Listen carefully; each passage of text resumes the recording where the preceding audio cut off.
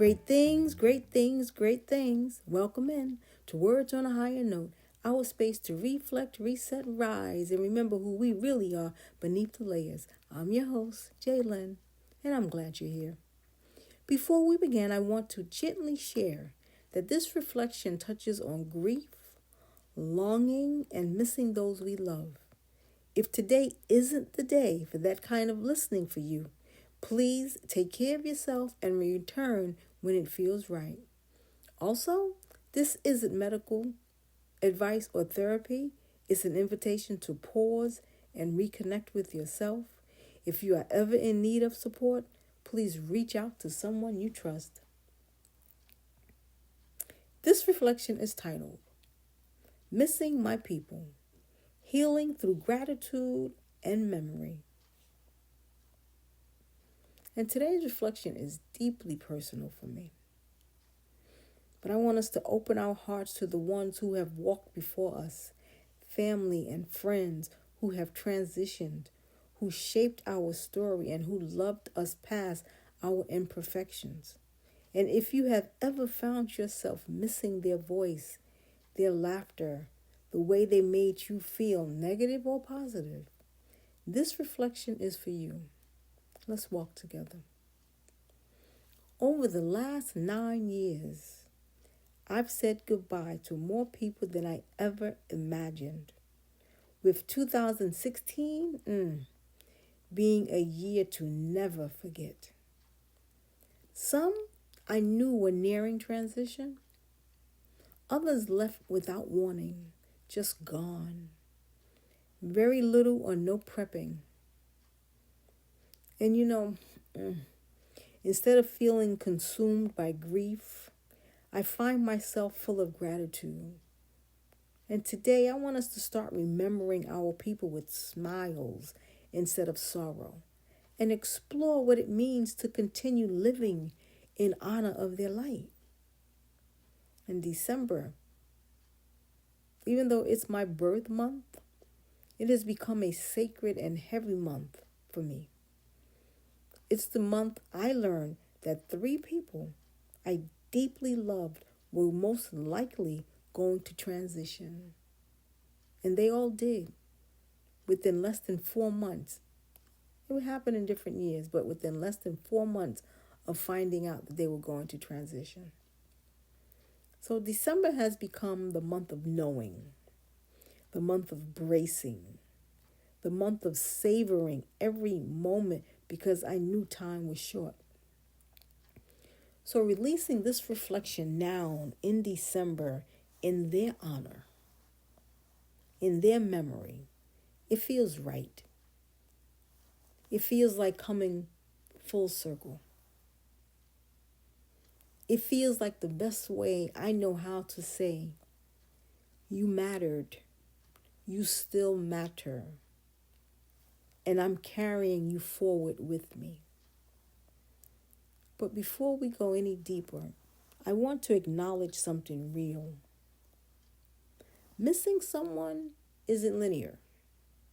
Some days you are fine. And some days, a song comes on, or you smell their cologne or their perfume, or you see a text, or you listen to a voicemail, or you reach for your phone to call them. And the loss hits you all over again. That's not weakness. That's love with nowhere to go.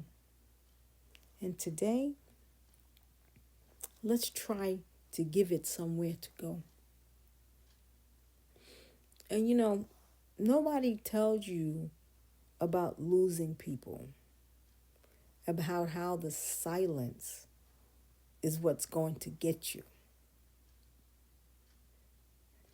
And it's not the big holidays or the anniversaries or even the birthdays, even though those are hard too. It's the random Tuesday when something funny happens and you instinctively reach for your phone to tell them. And then you remember. You can't. It's seeing their favorite TV show or movie play. It's hearing their favorite artist or song on the radio. Remembering how they answered the phone or called you their personal nickname. It's hearing a phrase they used to say come out of your own mouth.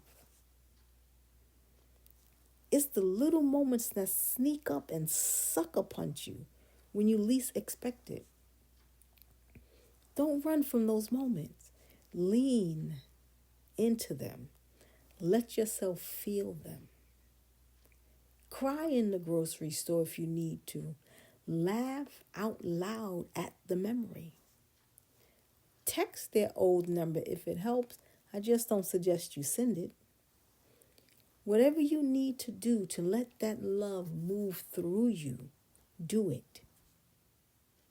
Because that ache, that's not just pain, it's proof. Proof that they mattered to you. Proof that the connection between you all were real. Proof that love doesn't end just because someone's physical form does.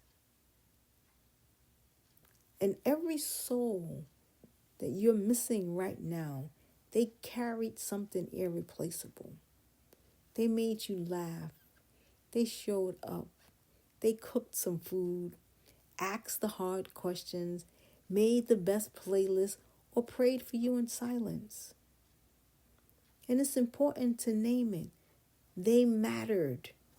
And the ripple of their presence is still moving through your life, no matter how many years have passed. So today, whisper, thank you for the very ways they showed up, even if the world never noticed. Think about the small things, not just the big moments, because we're going to hear about that at the funeral. They always cover those. Think about the small moments, the small things. And I'm talking about the Thursday afternoon phone calls and the way they would text you a random meme at 2 a.m. because they knew you would be up. The way they would defend you when you weren't even in the room. And the way they remembered how you liked your coffee or tea. The way they remembered something about you that you had long forgotten. Those details, that's where love lives. And did you hear your loved one send you, or did your loved one send you voice messages instead of text? Did they call or sing you happy birthday? Did they call just rambling thoughts? There was nothing profound that they were saying. But hearing their voice, their laugh in the background, the way they would go on tangents about who knows what, that was their signature. And when they transitioned unexpectedly or expectedly, you went back and you listened to every single one of those messages and still do when needing to feel near. I know I do. In 2016, with so many people passing, and it was like 10 people. There's 9 to 10 people who passed from March all the way to November. I don't think it was December. From March to November. So in an 8-month span, 8 to 9 people that I personally knew passed. And 2 was my family members, my niece, and then 2 months and 2 days later, my brother. So when they leave you these voice messages, they're leaving you a soundtrack. And what did your person leave you? Just pick one. For now, just pick one. What did they leave you? Did they leave you some recipes, some wisdom? Was it terrible dad jokes? Was it laughter? Name it. Say it out loud. Write it down. Because when you name their value, you honor their existence. And that matters more than you know. With some people, the words just flowed. When you were with them, the words just flowed. There was no second guessing you or them. There was no guarding. You didn't guarding. You didn't have your guard up. You were just you. They were just them. They received you as you were. And that's valuable. I mean, that is priceless. And that kind of freedom isn't casual. And if you have ever had anyone in your life, any person like that, you were deeply blessed. So honor them by seeking that kind of freedom again, and by being that safe, no holds barred place for someone else. And most of us, we spend our lives code switching, performing, editing ourselves in real time to fit. But with certain people, we don't have to do that. We could just be. We could just be our true self. And you could be contradictory one day. You could change your mind 3 times in one conversation, and they would just nod and keep listening to you. You didn't have to be the strong one, the funny one, the responsible one. You could just be you. And that was more than enough. And losing that, no longer having that, that's like losing a home. And did you ever have a cousin or a sibling like that? You all would sit in the car or on the phone for hours and talk about everything and nothing all at the same time. You could disagree and it didn't create distance. You could be silent and it wasn't awkward. That ease, that safety. I had that with my uncle. And I didn't realize how rare it was until he was gone unexpectedly. So now I'm intentional about it with the people in my life. If I feel that ease, I protect it, I nurture it, I show up for it, because that kind of connection is a gift, and gifts are meant to be cherished. And if you're missing that safety, that freedom, start by giving it to yourself. Talk to yourself the way they talk to you, as long as it was in a positive way. Be as gentle with your own jumbled self as they were. Become for yourself what you lost in them, even as you seek it in others. Some people, and I can't say this enough, some people in our lives truly just get us. And it's not because we explain ourselves well, but because they're tuned into who we are. When they're no longer here, it feels like we've lost a mirror, a melody, a translator. And you might find yourself thinking, nobody understands me like they did. And that might be true. But I want you to hold on to this. Being seen by them was a gift. Let it be enough. Let their knowing be a part of your wholeness. And let that memory remind you that you are lovable and already deeply understood. And I think about my uncle. He could read me with just a look. I didn't even have to explain my mood, my frustration, my joy. He just knew.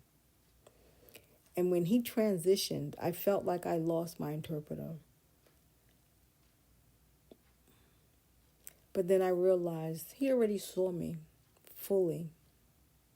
And that seeing didn't disappear when he died, when he passed, because it's imprinted on my soul. I carry him knowing of me everywhere I go. So if you're missing someone who got you, I want you to close your eyes, not if you're driving. I want you to close your eyes for just a second and feel them seeing you right now. Feel their acceptance. Feel their knowing. It's still there. It didn't leave with them. Because we don't just remember our people, we carry them in how we tell a story, in our laugh, in the way we organize our kitchen, or how you tilt your head when someone's talking. Whatever it may be, they are with us and in us. Their fingerprints are all over our becoming. We are their living, breathing continuation. And don't minimize that, magnify it. And this is one of my favorite moments when you catch yourself doing something your loved one used to do, but then it makes you sad for a moment.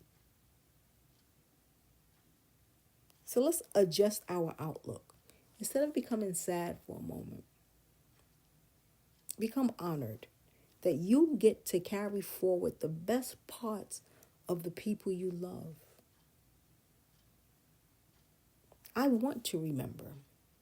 I need to remember my uncle's love for jazz and all things vegan, my niece's love for her family, my brother's way of being protective brothers, my father's sternness, my aunt's spoiling of us, my brother's playfulness, my nephew's confidence, my friend's insight, my friend's laugh. And you remember your grandmother's way of praying out loud while she did everything, or your mentor's refusal to accept excuses, or your cousin's playlist, or you all talking on the phone for hours. Remember that. Let's affirm at this point. I am a mosaic of every person who ever loved me, challenged me, shaped me. Let's say it again. I am a mosaic of every person who ever loved me, challenged me, shaped me. And if you catch yourself sounding like them, cooking like them, handling a situation the way they would have, smile and smile wide. That's not a coincidence. That's continuation. That's their imprint on your soul, and it's beautiful. You want to honor them? Live fully, love loudly, show up the way they showed up. Carry their light forward, not as a burden, but as a way of honoring them. Now, I want to just shift just a little. There's one more layer of love that is tender but important to name, and that's preparation. When someone transitions, especially unexpectedly, their people, their loved ones, are already drowning in emotion, and the practical details can feel like a second wave of loss. They'll have questions like, where are the papers? What were their wishes? Who had access to anything, everything? And this can turn a sacred time into confusion and conflict. So this is a gentle invitation to everyone. And it's said with love because I have been there too many times. Get a few basics in place for the people who have to take care of your affairs. It could be a simple will, a healthcare proxy and a few clear wishes, a trust, life insurance, or have enough funds set aside to take care of everything. A list of important accounts, bank accounts, accounts that may have to be closed, passwords, and place it where someone you trust can find it and let them know where it's at.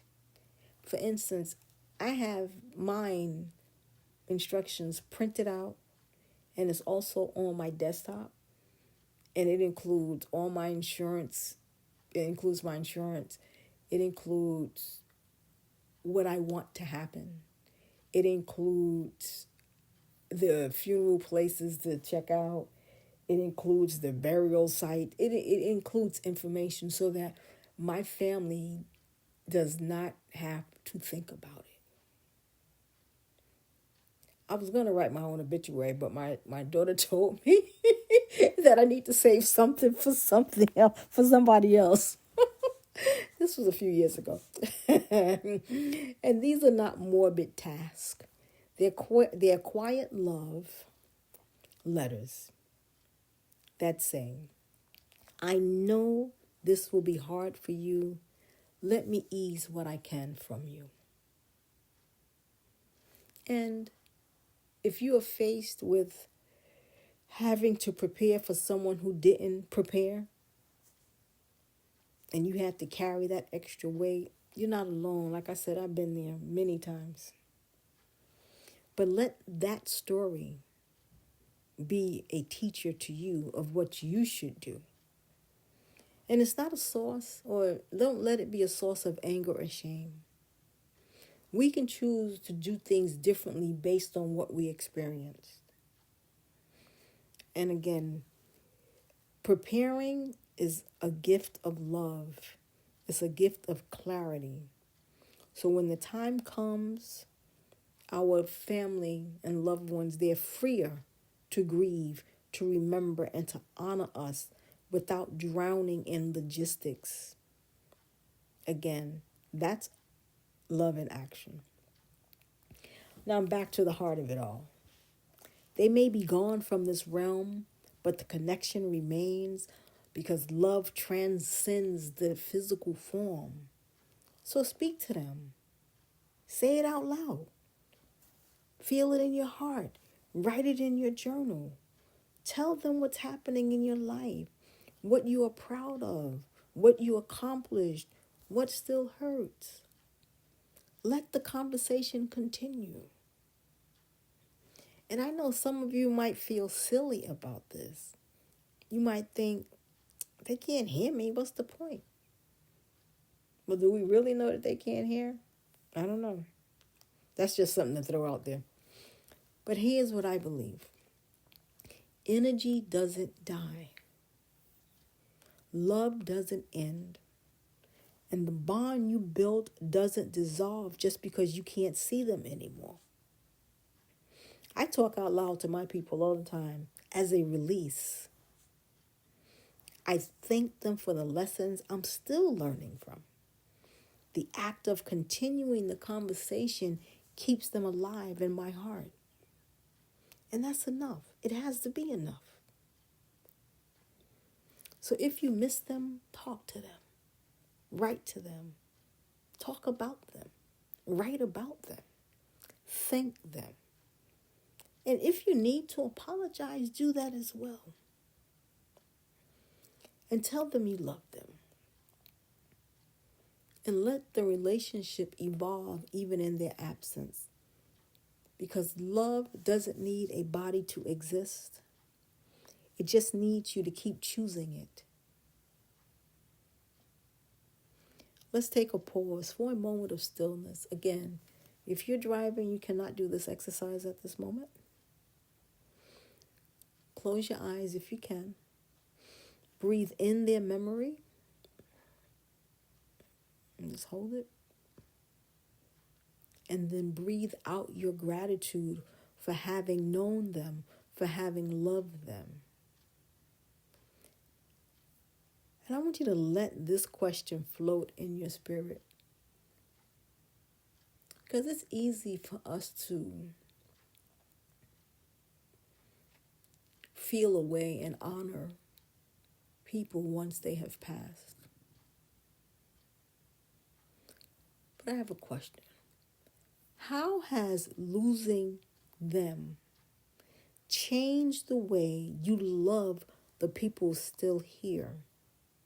Again, how has losing someone that you loved changed the way you love the people still living, still in your presence, still interacting with you day in and day out? What lessons from grief are you carrying forward into your present relationships? Think about it.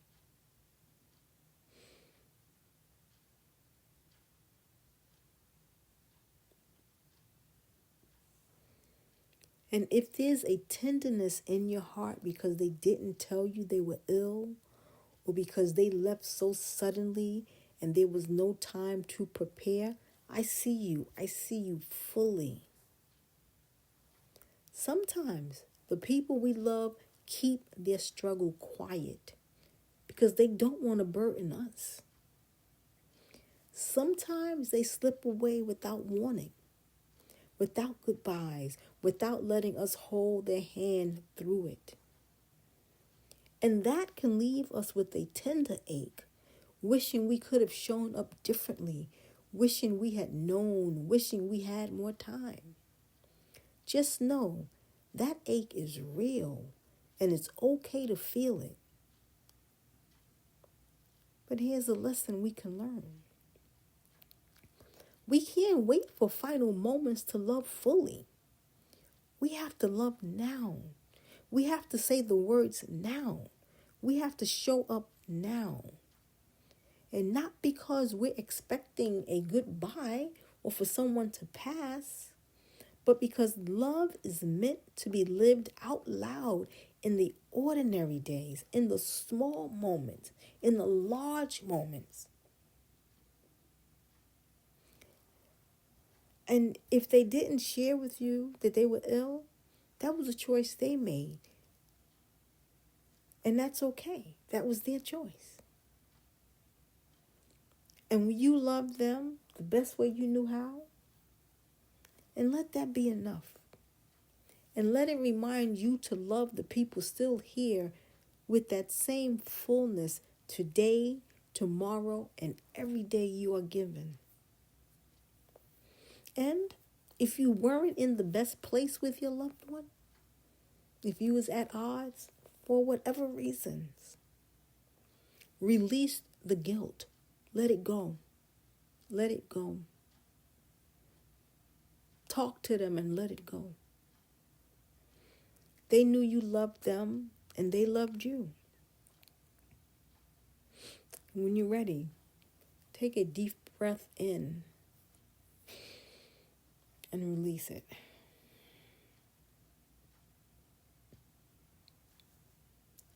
And my reminder, as I said, these last 9 years have brought goodbyes I didn't expect and some I feared. Each one carried a lesson. Don't wait to love out loud. Say the thing. Hug tighter. Laugh longer. Make space for joy and speak your love boldly. No regrets. No I shoulda, coulda, woulda. None of that. None of it. Because it's not going to do anything positive for you. Because we all are going to take that walk one day from this realm to the next. So I ask you gently, what do you want to leave behind? And I'm not talking about anything material. I'm not talking about your car, your house, your clothes. I'm not talking about that. How do you want people to remember you? And are you walking in alignment with that today? Let your life be the message. Let your love be the story. Let your presence be the light. Because the people that you are missing right now, they're counting on you to keep shining. Not for them, but because of them. Because they loved you enough to leave an imprint. And that imprint is meant to glow. So honor them by living fully, by loving deeply, by showing up even when it's hard, by being the person they always saw in you. That's how we keep them alive. Not by holding on to grief, but by carrying forward their light. As I said earlier, my niece and my brother passed within 2 months and 2 days of one another.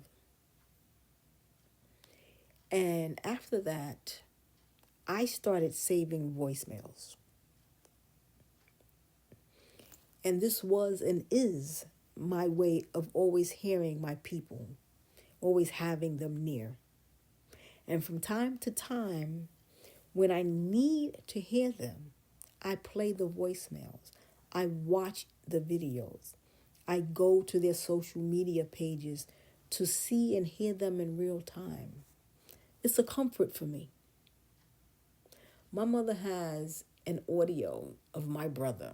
My brother passed in 1990. And back then we had answering machines with a tape in them. And my mother has a tape of my brother. She actually has a tape. She has tapes with all of our voices on it, actually. I listened to them a few years ago. And, it can be comforting. It can be comforting. I want to thank you for walking with me today. Thank you for opening your heart and allowing yourself to feel, to remember, to honor.